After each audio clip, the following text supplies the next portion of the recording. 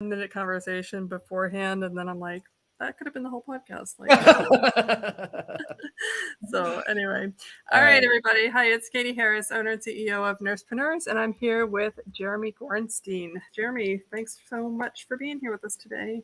Hi, thank you for letting me join you. This is exciting. Yeah, so we're talking about finance today, which can potentially be a very boring topic. But I'm about to say, don't drop off yet, please. We'll make this interesting. I think I heard that word and they all ran away. Yeah. But when you kind of couch it in like, how do you make lots of money and live your dream life and all that kind of stuff, all of a sudden finance becomes like the key answer to everything, right? Like, you know, I was talking to somebody yesterday, actually somebody I'd consulted with, and you know, he was talking about like how if you don't have the money that you want to have, you know, maybe it was from some of the decisions that you made in your life, which to some extent is true and to some extent is not. Like, I'm not going to say a blanket statement, but I mean, when I look at my own life and think about that, I'm like, yeah, I've made an awful lot of like stupid decision. Yeah. I would have a lot more money in my bank account if I didn't make some really dumb decisions in the past. Right. Exactly.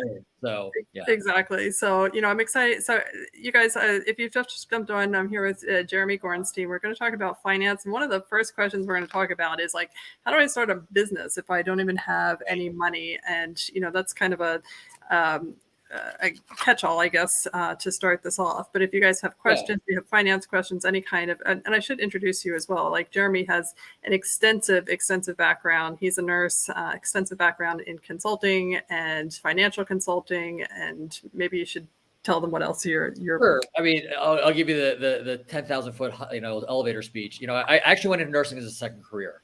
I was an EMT in college, decided not to do anything clinical at that time and pursued a business route and spent a number of years, a good 20 years in sort of the business side of healthcare, doing strategy, finance, some policy work with healthcare organizations, large hospitals, insurance companies, physician groups, and got to see all their bad decisions. So, you know, for a variety of reasons that, you know, it was probably a good conversation over a glass of wine sometime or something. You know, I had that midlife career crisis and decided, you know, I'm going to go back into nursing. I miss the bedside, the humanistic aspect of healthcare. And so, you know, have been a nurse for a number of years now. I still work as a critical care nurse. But I, you know, having that experience and having seen the business side of things, and now seeing a lot of my friends and colleagues kind of venture into their own businesses and them struggling with the business of it, right? I mean, they're very passionate people, very smart people, and have great ideas. But at the end of the day, it's a numbers game. There's all these intricacies to starting the business and running the business. And I was like, you know what, I can help with this, you know, and I have helped a number of friends and, you know, various little things. And I'm like, you know what, there's a lot more people out there who are contemplating starting their own business, or running their own business. And it's like, this finance stuff is just like a foreign language, and it doesn't have to be. I mean, there's some really simple essentials that we can go through and talk about and make it, you know, just more comfortable. And, you know, you're never going to be an expert in finance. I'm not an expert in finance. You know, I know a lot. But, you know, as a nurse entrepreneur, you don't need to be an expert in finance. You just have to have a working knowledge of some key concepts so you can ask your bookkeeper some good questions, so you can, you know, just know what to look at, not just, you know, put blinders on whenever numbers get in front of you and just like, well, I got money in the bank, I'm not gonna worry about it. So, I don't have any money in the bank. Why don't I have any money in the bank? You know, and it's, you know, I've been in both of those situations. Right. Yeah, I mean, they're both bad. I mean, they're both can be pretty dangerous. So I think, you know, having some comfort level, like, all right, what can I look at to give me a better sense? I mean, it's like and I actually liken this to the patient, you know, caring for patients. What do we do when we have a patient, right? We, you know, assess them, we get some measurements, we do an intervention, and then we reassess. And that's the same thing with your business. It's the same with the finances. You need a basis for doing an assessment. You know, what vital signs in your business should you be looking for? No, I like that. I like that a lot, because it is really important, because when you first start out, like you just see money going out the door, right? You don't see the money coming in the door. But then when money does come in the door, and this is what happened to me, is that like I had all these expenses. So I never felt like any of the money was mine. And then it was just burning me out, because all this money was coming in and then it was just going out the door and none of it stayed with me. And it was really, really frustrating. Right. Yeah, that's exactly it. And, you kind of, and, we can talk about a lot of different metrics and numbers and tools that you can kind of look at. And when I say a lot, I mean, there's, some very simple ones. You can just sort of get a sense of like, all right, there's money coming in the door.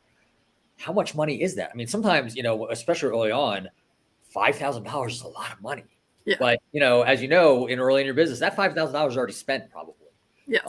And so, kind of getting a sense of, well, how much is that 5,000? Is that 5,000 good enough for 3 days? 5 days, a month, and then, and then all the other things like, okay, my business is going really well.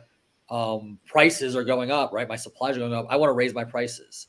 Well, what does that do to your, or you don't, just because you raise your price doesn't mean you make more money, right? You need to kind of look at, am I going to lose some clients? How much, how many clients can I lose and still make money? And, those sorts of things. The other thing is when you're starting the business, you got to price your products. You got to figure out like, all right, I don't want to charge my full price. I want to get some people in the door and get them excited, but I don't want to give this away for free. So what is that number? What's that point where I can say, all right, I'll charge this much so that I can, at least cover some of my expenses, but get them in the door. And so, and there's ways to, there's some, metrics and, the vital signs that you can look at to tell you what interventions to do. Okay, so I definitely want to get to the vital signs and the simple essentials. But first, before you answer that question, let's frame it in terms of like, how do you start your business? How do you get financing? Maybe you don't have enough capital. Like, where can this money come from, and how can we like maximize what we have? There's a lot of ways. And I mean, we can talk about all the different ways you fund and start a business, but I'm going to go back to something you said at the very beginning, which is, sometimes your the decisions you've made in the past have kind of set you up for the situation you're in.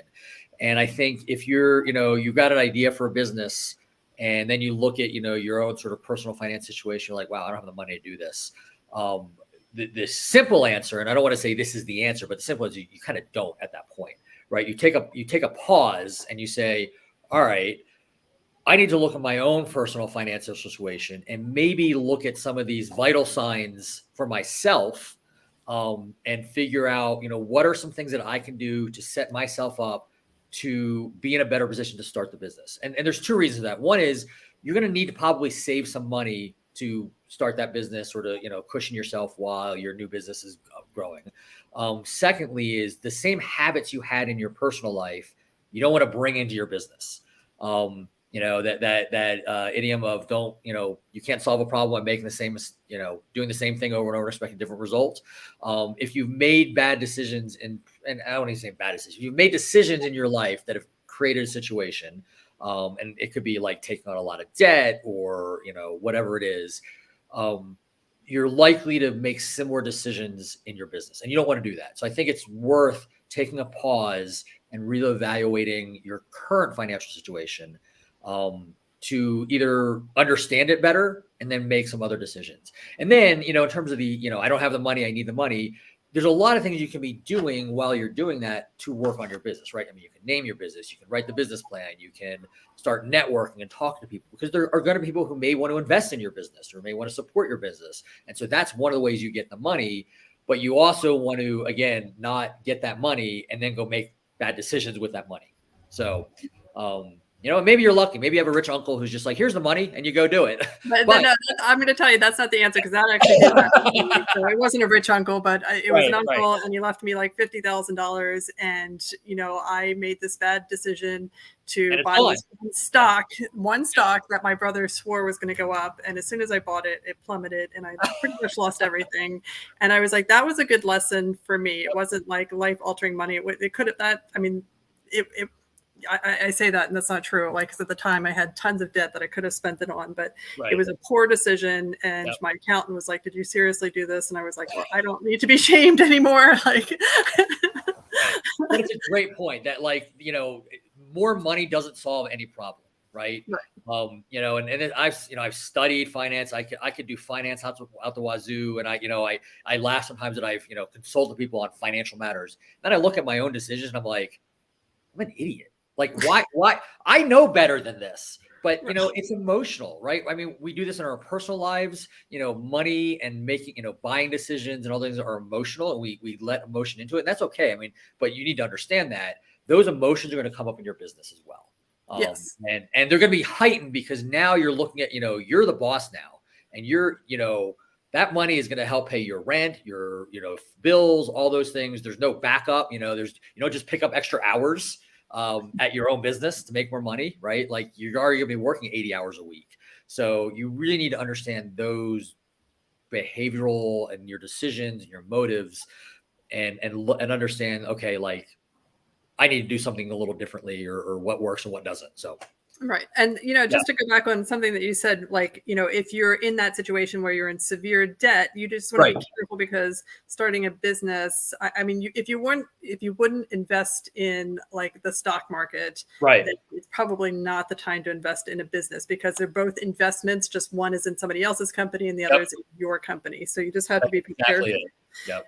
And the other thing is, I definitely want to make sure that people are differentiating between I want more money versus I want to start a business, because they're two completely different things. Like if you want more money, then maybe you should just invest in the stock market or real estate or crypto or whatever you choose. If you want to solve a problem, make a difference and invest in yourself, then the business is a good investment. Absolutely. So just differentiate those things. All right. So what about some of these vital signs? Like what should people be looking for? Let's say they do have the money or they've had some savings and they're ready to explore this. So I think one of the first things, and if you talk about somebody kind of early on in that, I'm starting my business, I'm getting going. The one thing that, and you read any books on small business, starting a business, and they will always say that the number one cause of failure for any business is what they call undercapitalization, and they run out of money. And I've helped friends own restaurants, and this is huge in the restaurant business, where, very good restaurants that have plenty of customers all of a sudden close their doors because they just don't have enough money in the bank to carry them through that startup phase, which can be 6 months, a year. I mean, some businesses take a year before they start generating actual profits. And so one of the things early on, the concept of managing cash flow and really doing a very good cash flow projection of like, all right, here's how much money I'm starting with. Here are my expenses and when they're coming in, right? So it's like, I have expenses coming up in 6 months that I'm going to have to pay. I need to plan for that. So I know how much money comes in over that next 6 months to make sure I can meet that target. Because otherwise money's going to come in over the next 6 months and you're going to spend on other stuff. And then that bill's going to come up and you're out of money. So I think one of the very first things is and it's not a one measure, there's a couple ways to measure it, but cash flow management is huge. And there's a couple ways to do it, but it is something that early on in the business, you want to spend a lot of time really focused on it and getting help on, so that another set of eyes on things, because you're going to have all the expenses that you planned on, and then you're going to have all the expenses you didn't plan on. And those are what's going to kill your business, is that all of a sudden you might have some customers, you might have things going well, but there is no money in the bank. You max out your credit cards and you're done. So that's one of the first ones, that cash flow management piece. And, just to add to that, like I would also say, kind of underestimating the fulfillment. So if you're charging a certain price and then it costs you more to fulfill, I mean, you'd be better off never having made that sale in the first place. Well, right. And I think, and we can even talk a little bit about like, the pricing process,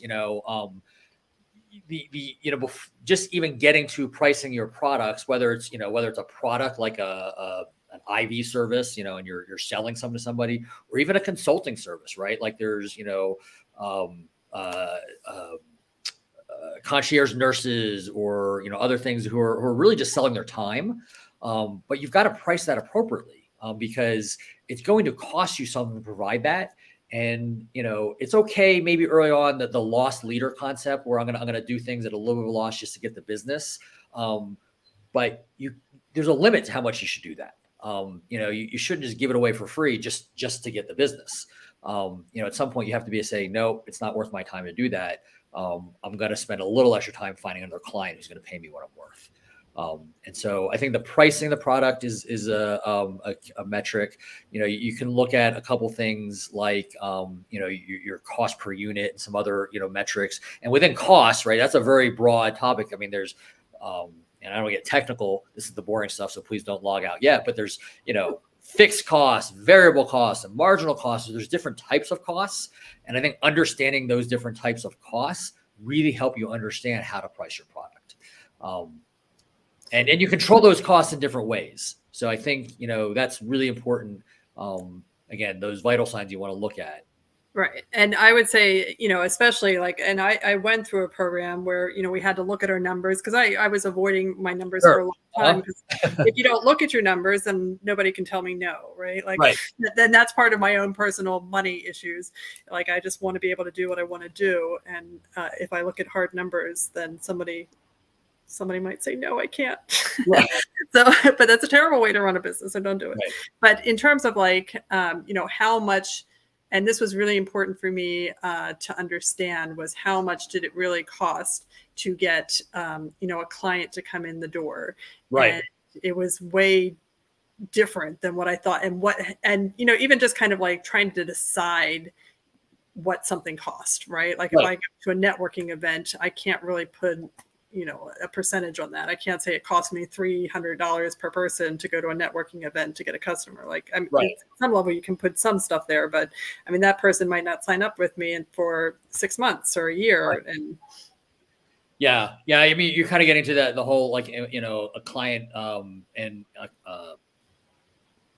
client recruitment costs, or, cost per client type things. And, you get really good numbers as your business starts growing. And, I know your business helps a lot of folks with that sales funnel, and you can start looking at your sales funnel numbers. And there's a lot of metrics actually, even outside of the world of finance. I mean, you can look at if you have employees, you're going to want to look at employee engagement numbers and some other things as your business gets more complex. But I think, for that early entrepreneur, who, is starting to, just some real simple numbers, just your overall revenues, your expenses, the kind of the gross margin, which is, your revenue minus, some operating expenses, not accounting for a whole bunch of other fixed costs that you kind of, because there's costs that you have before a first customer walks in the door.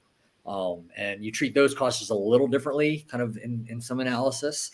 And, then there's things like, and this is a dangerous area, but accounts receivable. If you're selling people services and they're paying you at later times, you want to start watching, that accounts receivable, the accounts receivable aging. How many of your customers are taking 30 days or longer to pay you? Because that's a huge cost in business. And how many of them stop paying? Right. And I would say, there's a lot of reason to say early on in business, you don't sell anything on credit. People pay you, right up front. You're not, for the same reason as a new business. If you go try to buy stuff on credit, most businesses say, nope, you just started shop this week. I'm not selling you on credit. Well, kind of should do the same a little bit with your customers, maybe, is be real careful about how much credit you extend, because you need the money. That's your priority in many ways. There's some other things like, other ratios, like, days cash on hand, again, going back to cash, right? If I look at how much my business burns or spends every day, and I compare that to the amount of cash I have sitting in the bank, how many days cash do I have sitting there? Could I, if money stops flowing in today because the internet breaks and the credit card companies can't process, or something goes wrong, right? If your employer, all of a sudden can't issue your paycheck on Friday like we normally do, are you broke by Saturday morning, or do you have a week's worth of money in the bank to kind of until they sort it out? And it's same thing for your business. If the money stops flowing for a little bit, how many days can you keep the lights on and buy some more supplies and, pay your bills before you're hurt? And that's, number, it's a very different feeling to run a business that's at day, 2 days cash on hand versus 20 or 30 or 50 days cash on hand. Yeah, exactly. All right. So in terms of then vital signs, we have just knowing how much money that you have and how much you'll have until you run out. Right. Which should be pretty straightforward in the beginning, because if you only have $5,000 to spend, it's not that hard to track. Right. I think when money starts coming in from different directions, it gets a little bit more complicated. And just as important to watch. Yeah. Right. Okay. So then the cash flow projection and the cost, the different costs that you have, fixed, variable, marginal. Sure. What other things would you say? Oh, geez. And a lot of it depends on kind of where you are in your business. But I would say things like, well, we talked a little bit about your cost per acquisition of a customer. Mm-hmm. I think becomes important because, early on, it's gonna be pretty high. You're gonna spend a lot of money in marketing and have very few customers. But, if you can start trending, again, we go back to our vital signs. One vital sign isn't, you don't always act on that, you trend it. You should start seeing some decrease, in that average cost per new client.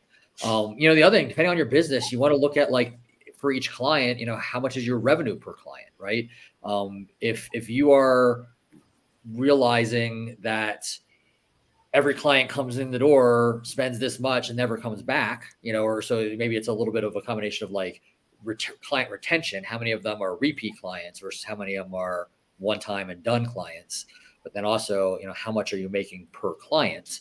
And that's going to change, right? Your first-time clients going to be maybe low. Your repeat clients, you're probably going to start seeing them grow more as they build a relationship with you. They're going to potentially buy more and more services from you, ideally, and that's something you want to look at, because that'll tell you that, A, you're retaining clients, and B, the clients who are coming back are spending more.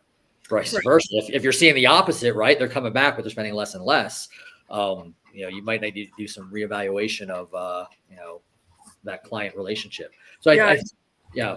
It's a good feedback. It's definitely a good feedback to, how you're doing and what you're doing, but it also makes the initial cost per acquisition. So when you're looking at a client and saying, how much can I spend to get this client in the door? And let's take IV hydration for an example. Right. Let's say IV hydration drip is $150, right? So, mathematically, it wouldn't seem logical to spend $200 to get somebody in to spend $150, right, unless that person signs up for a membership and now they're paying $150 a month. Exactly. That's a very good point. Yeah. So yeah. And like I said, early on, you're going to spend maybe $3,000 on a marketing campaign, and you're going to get your first 10 clients are going to come in the door, and you're going to be like, oh my gosh, this cost me $300 per client. But that $3,000 campaign, has a longer life to it. So you want to continue to evaluate that and see if that continues to go down over time, and, how effective that campaign versus another campaign is, right?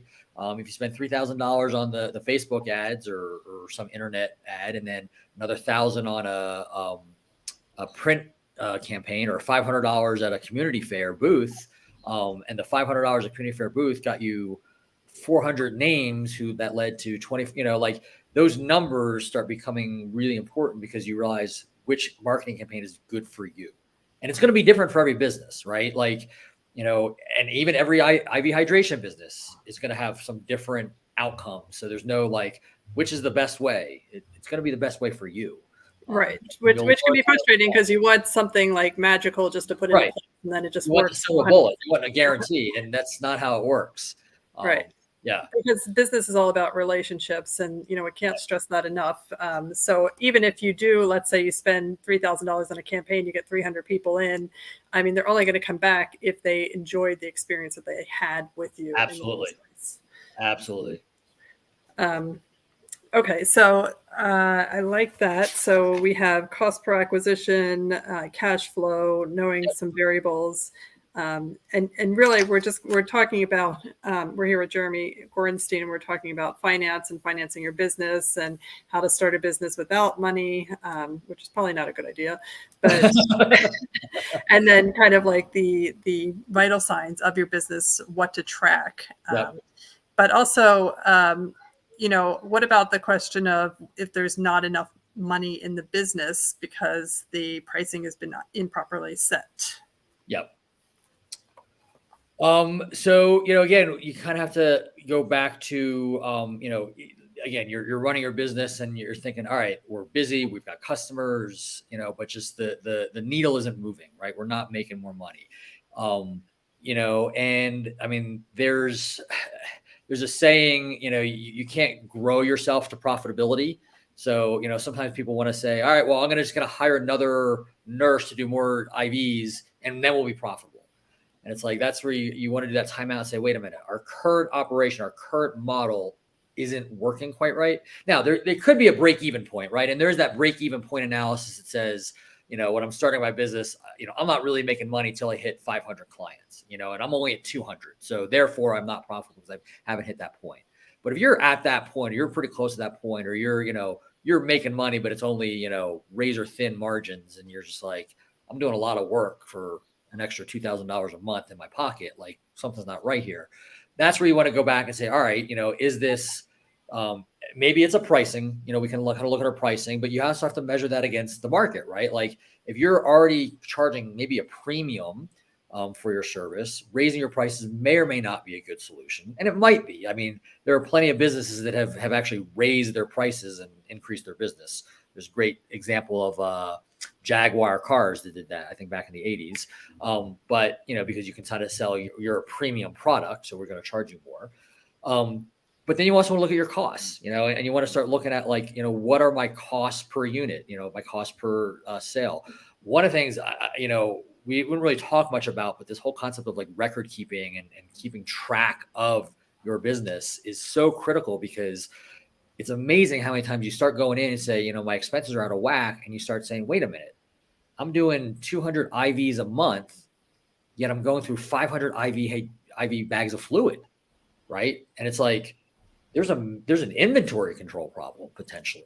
Or, maybe things are expiring, or you bought product and it got left somewhere, or you had to replace stuff. And, those are the things that you want to, like, be able to look at and understand before you just go raise your prices, when really it was an expense problem. Right. Or a five-finger problem. or a five-finger problem. Right. Yeah. I mean, we can even talk about, the hiring and managing employees and, the troubles that have there. But yeah, if you're finding yourself where the money isn't coming in like it should, again, you kind of, in this weird sort of way, profit's a really simple equation. It's revenue minus costs. And you kind of have to look at, each side of that equation a little different separately, and really, do some creative analysis, I think, on it. Cause it's easy to sometimes say, oh, my costs are high, I'm going to reduce my costs. Well, can you, right? Is what, and, sometimes reducing costs changes your product, right? If you all of a sudden decide, I'm going to buy less expensive, IVs or something, right? That could change the customer experience. So. And I would say something that nurses could probably relate to extensively, especially after COVID, is that, so the hospital administration puts way more value in recruitment than retention, whereas recruitment is it's such a higher expense. But in business, marketing is a very, very high expense, whereas bringing a repeat customer in and selling them again is a minimal cost to you. So that's one area that if you focus on retaining and selling to people that already know you and you're in your sphere of influence, it's much easier. That's a really good point. And thank you for bringing it up, because sometimes when, again, business isn't going well, you like, I need more customers, and you go spend a ton of money on marketing. And this falls back a little bit into that grow into profitability problem, because you're spending a lot of money that you may or may not have, and you're driving up, your marketing costs as a portion of your overall budget. But now, if you get all those customers, right, you get hundreds of extra customers or whatever, you've now created another problem potentially where does your current workflow support that additional work? And if not, you've created maybe a lot more expenses and even headaches and poor customer experience, because people can't get appointments. Your repeat customers now can't get appointments because your new customers are taking up spots. Or, you now have to go hire 2 new nurses or another nurse to do the IVs. Well, that's a lot of expense. And, can you how many nurses does it really justify, or how many new IVs does it justify for another nurse to do those IVs? So just growing to make more money isn't always the answer. Look at what you're doing, look at those metrics to make sure that those are fine-tuned, and then grow, right? And then say, great, we fine-tune those. I've got space. I've got, maybe I'm a mobile IV hydration clinic, and, I've got extra hours in the day. I can do more. So I'm going to recruit more, but, make sure what you're doing is working before you try to do more of it. Yeah. And I think that's a good point. And that's something that I've learned as well from some of my coaches, that more sales is not always the answer. Yeah, any business owner will tell you it's a lot of work. I mean, it is 24/7 work, and more business is just more work. It's the old adage of work smarter, not harder. Really dig in. And this is where we go back to, numbers and finances uncomfortable. Like, we, as nurses, we generally just don't like it. I'm a little weird. I like it. I came from it. But, as a nurse, you're not trained. And in some ways, you're trained not to talk about numbers and finance, right? In nursing school. Like, if the patient asks about costs, send them to case management, right? It's like, you're now a business owner, and you need to play with the numbers as much as we all complain about administrators. All they care about is the numbers. Well, you're the business owner now. You need to care about the numbers a lot, right. And get help. I mean, I'm not saying become an expert in it and do it all yourself, but really know that it will make or break your business. Yep. And that's what I would say that. So, working with Jeremy, we definitely want to bring this topic to the Nursepreneurs group and have a conversation like this ongoing on specific topics in finance. So if you guys have specific things that you want to talk about or ask Jeremy about, you can post a comment in the thread, or either now or later if you're watching the replay. But we plan on doing these frequently so that you guys have a place to ask questions. And if you want it to be anonymous, that's fine too. I'm happy to share all my horrible money issues, but I'll share mine too. I could tell some horror stories, but yes, please ask questions. Please, I'm an open book. I'm happy to help out any way I can. And again, really want to know specifically, kind of what, and like I said, it's different for everybody. Everybody's got different personal situations, business situations. There's some general themes. The patient assessment is a patient assessment, but each patient is unique. And so I want to make sure that I get you information that is helpful to everyone. And I like how much of this is metaphorically linked back to nursing, because I think we already know everything we need to know from our nursing background. If we just have to put it, substitute words. I told you we can make this enjoyable. I mean, we won't do any nursing care plans. I promise that. I promise we'll not do nursing care plans. That's funny. All right, guys. So we'll look forward to having this conversation in the future soon with Jeremy again. And if you have questions, pop them in there and we'll be sure to answer them. But have a great afternoon. Thanks, Katie.